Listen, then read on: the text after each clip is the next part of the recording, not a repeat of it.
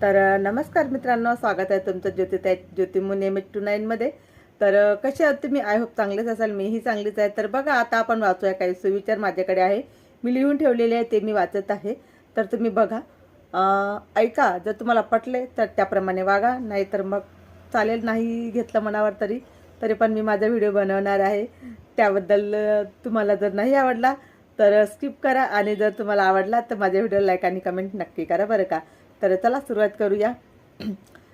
जिथे किंमत नसते तिथे जायचं नसते, ठीक आहे।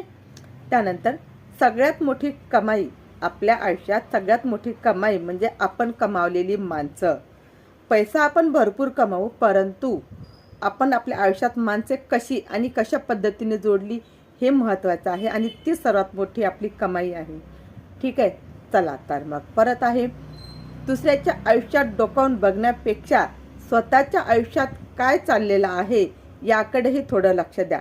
दुसऱ्याच्या संसारात लुडबुड करण्यापेक्षा आपला संसार कसा चालला आहे तेही लक्ष द्या।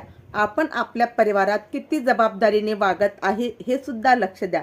दुसऱ्या त्याच्या परिवारात कसा वागतो, कसा करतो, काय करतो याच्यामध्ये जास्त डोकावण्यापेक्षा आपल्या संसारात डोकावा, आपल्या मुलांबाळांकडे लक्ष द्या। आणि सगळ्यात महत्त्वाचं म्हणजे तुम्ही जे यात्रा करता, यात्रा म्हणजे जसं तुम्ही फिरायला जाता तेव्हा तुम्ही खूप पैसा खर्च करता, अमाप पैसा खर्च करता, परंतु जेव्हा तुमच्या मुलांना शिकवायचं काम पडतं, जसं की बेसिकली एखादी कोणता कोर्स करायचा असेल, जसं की MSCIT आहे, टायपिंग आहे, अजून कुठलेही त्यांना कोर्स ट्युशन लावायची असते, त्यावेळी तुम्ही तिथे जाऊन ना फी कमी करता। जेव्हा की ते शिक्षण तुमच्या मुलांना मरेपर्यंत राहते, मेल्यानंतरही आपण काहीच घेऊन जात नाही, पण आपण आपलं शिक्षण, आपली बुद्धी ही आपल्यासोबत जाते, आणि त्याची तुम्ही किंमत करता, त्याचे भाव करता, ठीक आहे। आणि ज्या गोष्टी तुमच्याकडे सडतात, पडून राहतात, ज्याचा आपण कधी वापर करत नाही, जसा की कपडा, बरोबर आहे, आणि हॉटेलचं खाणं, हॉटेलमध्ये गेलं की तिथे भाव होत नाही ना, जी किंमत असली ना तीच किंमत द्यावी लागते।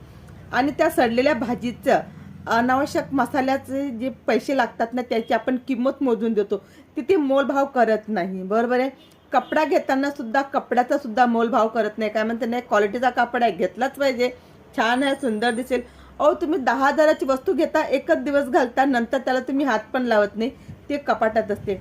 मग एखाद्या शिक्षण घेण्यासाठी मुलांना तुम्ही संस्थेत पाठवता, तिथे फी कमी करता, हे कितपत योग्य आहे ते मला कमेंट करून सांगा, ठीक आहे।